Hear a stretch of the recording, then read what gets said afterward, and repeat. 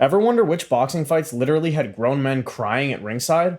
Which matchups had trainers screaming so loud they lost their voices?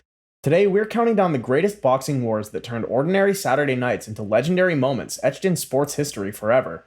From ear-biting madness to the greatest single round ever thrown, this is going to be brutal. Number 10.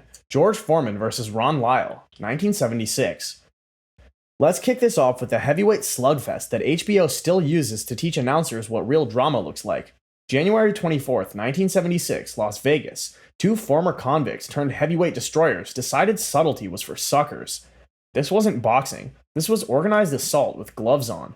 Foreman, fresh off his shocking loss to Ali and Zaire, needed to prove he was still Big George. Lyle, the man just wanted to hurt people professionally, and he was damn good at it.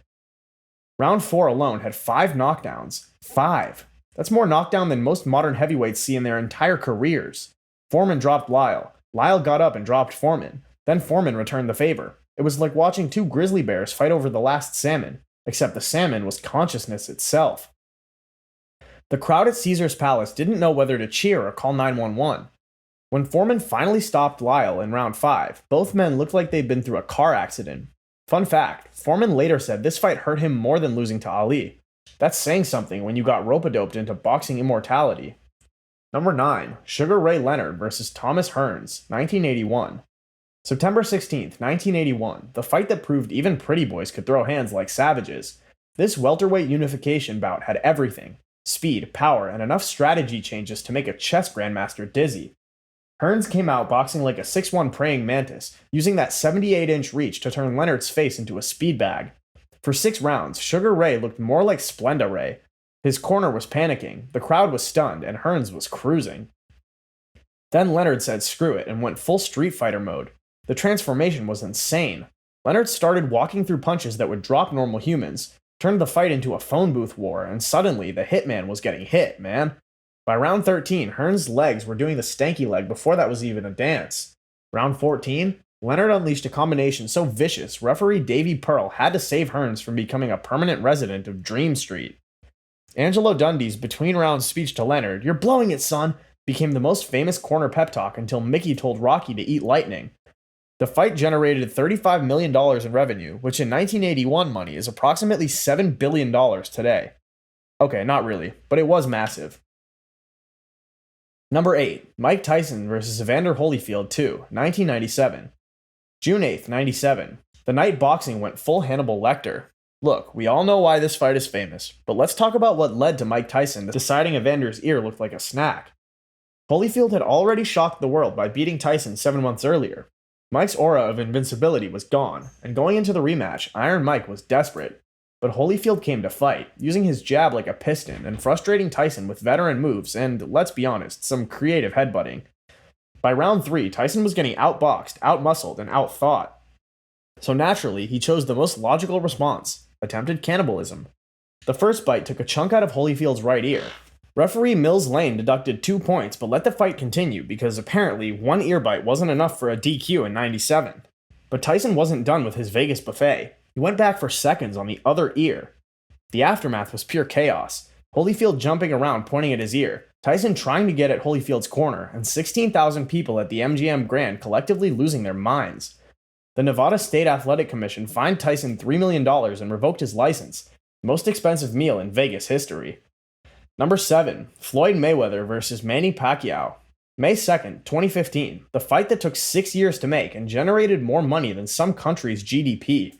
This wasn't just a boxing match, it was a cultural event that had everyone from your grandma to Drake picking sides. The numbers were stupid. $40 million plus in revenue, 4.6 million pay-per-view buys, and ringside seats going for $350,000. For that money, you could literally buy a house. But hey, you'd miss Floyd's defensive masterclass. Here's the thing about this fight. It was like watching a surgeon operate on a tornado. Pacquiao came forward all night, throwing 429 punches. The problem? Floyd's head moves more than a bobblehead in an earthquake. Mayweather landed 148 of 435 punches to Pacquiao's 81 of 429. Those CompuBox numbers tell the whole story. The fight itself was a chess match where one guy was playing chess and the other was playing checkers with chess pieces. Floyd's jab was a rangefinder, his right hand was a sniper rifle, and his legs were basically teleportation devices. Every time Manny thought he had Floyd trapped, Money May had already left the building. Post-fight, Pacquiao claimed a shoulder injury. Critics called it boring, but Floyd laughed all the way to the bank with a check that could fund NASA. Say what you want, but making $220 million for 36 minutes of work is real sweet science. Number 6. Roberto Duran versus Sugar Ray Leonard II. November 25th, 1980, New Orleans. The night that gave us the two most famous words in boxing history, no mas. 5 months earlier, Duran had beaten Leonard by bullying Sugar Ray into a street fight. But this rematch? Leonard came with a PhD in psychological warfare. He didn't come to fight Duran, he came to embarrass him. Leonard turned the ring into his personal circus. He did the Ali shuffle, wound up his right hand like a softball pitcher, and at one point, stuck his face out and pointed at his shin. It was beautiful boxing mixed with straight-up disrespect. Duran, the man who grew up fighting for pennies in Panama, was being clowned on international television. Then came the 8th round. Duran, one of the toughest men to ever lace up gloves, turned to referee Octavio Mayron and said those two words that shocked the boxing world. The hands of stone had crumbled, not from punches, but from humiliation. The aftermath was brutal. Duran was labeled a quitter, his reputation in tatters. He claimed stomach cramps, the media claimed he was a coward, but the truth was probably somewhere in between. Fun fact, Duran came back to win titles in 2 more weight classes because legends don't stay down. But that night in New Orleans, Sugar Ray's psychological game plan scored the greatest TKO in boxing history. Number 5, Diego Corrales versus Joel Luis Castillo I. May 7th, 2005, the fight that proved the human spirit has override codes we didn't know existed. This lightweight unification bout should have been stopped in the 10th round. Should have been. For 9 rounds, these two warriors traded leather like their family's honor depended on it. Corrales' face looked like he'd been using it to test baseball bats. Castillo wasn't much better. But nothing prepared anyone for round 10. Castillo dropped Corrales with a left hook. Diego got up. 10 seconds later, another left hook. Another knockdown. Corrales beat the count again, but he was operating on pure instinct and Mexican supplements, aka heart and cojones. His corner, led by the genius Joe Goosen, told him to get inside on this guy. What happened next defies logic. Corrales, who moments earlier was doing his best impression of a newborn giraffe, unleashed a barrage of punches that would have made prime Tyson proud.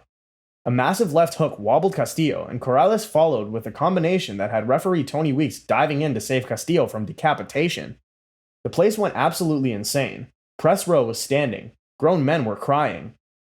Larry Merchant called it the most dramatic comeback I've ever seen.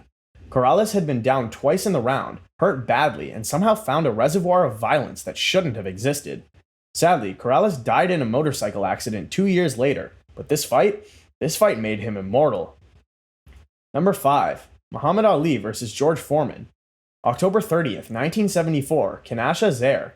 The Rumble in the Jungle, where Muhammad Ali pulled off the greatest magic trick in sports history, making a monster disappear. Going in, Foreman was 40-0 with 37 knockouts. He destroyed Joe Frazier like Frazier owed him money. He'd knocked out Ken Norton so hard, Norton probably forgot his own name. Vegas had Ali as a 4-1 underdog, and honestly, that seemed generous. But Ali had a plan so crazy it just might work. Let the strongest puncher in heavyweight history punch himself tired. The rope-a-dope was born out of necessity when Ali realized in round 1 that his legs weren't what they used to be, so he went to the ropes and let Foreman unload. For 7 rounds, Foreman threw bombs that would have demolished buildings.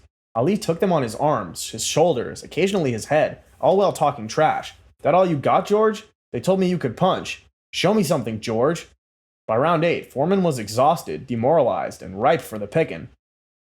Ali came off the ropes and threw a combination that ended with a right hand that sent Big George spinning to the canvas like a felled redwood.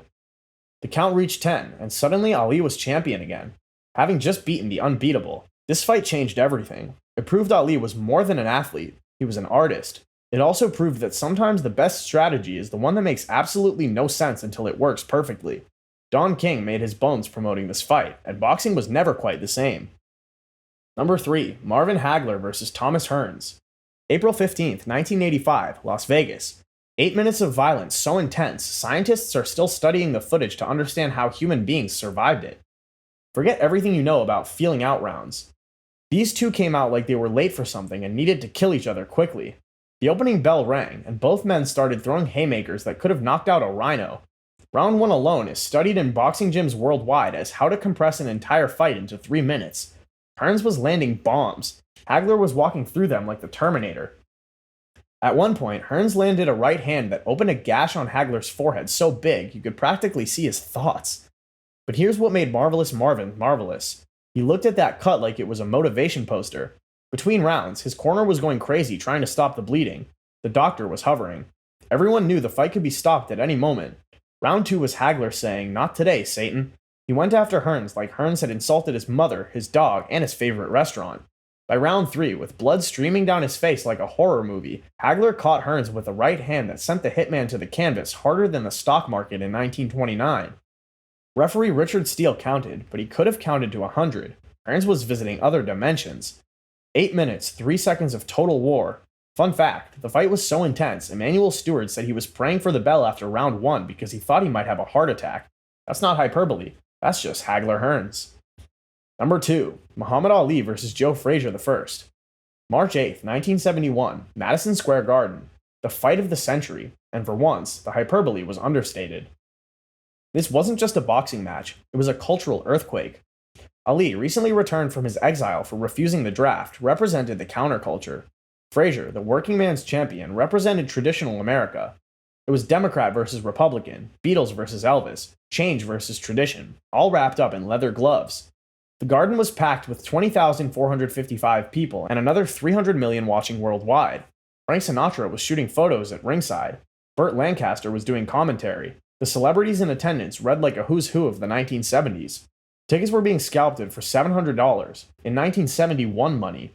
For 15 rounds, these two legends beat the absolute hell out of each other. Ali's jab was a piston, his movement poetry. Frazier's left hook was a wrecking ball, his pressure relentless. By the middle rounds, both men were fighting through exhaustion, swelling, and probably several other dimensions of pain. Then came round 11. Frazier wobbled Ali with a left hook that had bad intentions written all over it. Ali survived, but he was hurt. Round 15 delivered the exclamation point. Frazier's left hook caught Ali flush, and down went the greatest. The image of Ali hitting the canvas, his legs kicking up, is one of the most iconic in sports history. Ali got up, because Ali always got up, but the fight was Frazier's. The decision was unanimous, Ali's first loss, and the beginning of maybe the greatest rivalry in sports. They'd fight 2 more times, but this first dance, this was when gods walked among mortals. Number 1, Arturo Gatti vs. Mickey Ward I. May 18, 2002, Mohegan Sun Casino, Connecticut. The fight that reminded us why we watch this beautiful, brutal sport. On paper, this was just a 10-round junior welterweight non-title fight between two guys with a combined 22 losses. On paper, this meant nothing, but boxing isn't fought on paper. It's fought in the ring, in the heart, and sometimes in places the human spirit shouldn't be able to access. For 8 rounds, this was a great action fight. Gatti was boxing beautifully, using his speed and technique. Ward was doing Ward things, stalking, hurting Gatti to the body, turning the fight into a war of attrition. Good fight, sure, but not historic. Then came round 9. Ward dropped Gatti with a left hook to the body that would have killed a horse. Gatti barely beat the count at 9, looking like he was trying to remember his own name. What happened next was 2 minutes and 37 seconds of the most savage, beautiful, horrifying, inspiring violence ever caught on film. Ward unleashed approximately 100 years' worth of punches in those remaining seconds. Gatti, somehow, stayed on his feet, firing back when he could, surviving on instinct and Italian stubbornness. The crowd of 6,000 sounded like 60,000. HBO's Emmanuel Stewart was literally screaming. Grown men were crying. When the bell finally rang, both fighters staggered back to their corners like they just survived a plane crash. The fight went to the scorecards, Ward by decision, but nobody cared about the official result. What matters was what they'd just witnessed, the human spirit refusing to break. They'd fight 2 more times, both classics, but nothing touched that 9th round. Gatti and Ward became best friends, with Ward training Gatti and serving as a pallbearer at his funeral in 2009.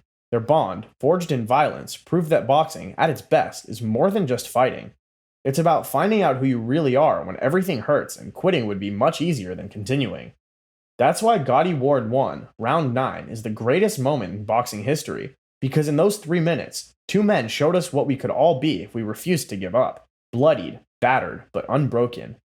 There you have it, fight fans. 10 matchups that turned regular humans into legends and regular nights into history. From Foreman and Lyle's heavyweight demolition derby to that insane 9th round where Gatti and Ward touched immortality, these fights reminded us why boxing isn't just a sport, it's pure human drama with gloves on. Which fight gets your blood pumping the most? Drop a comment below, hit that subscribe button harder than Hagler hit Hearns, and ring that notification bell like you're Mills Lane calling time. Until next time, keep your punches clean and your guard up.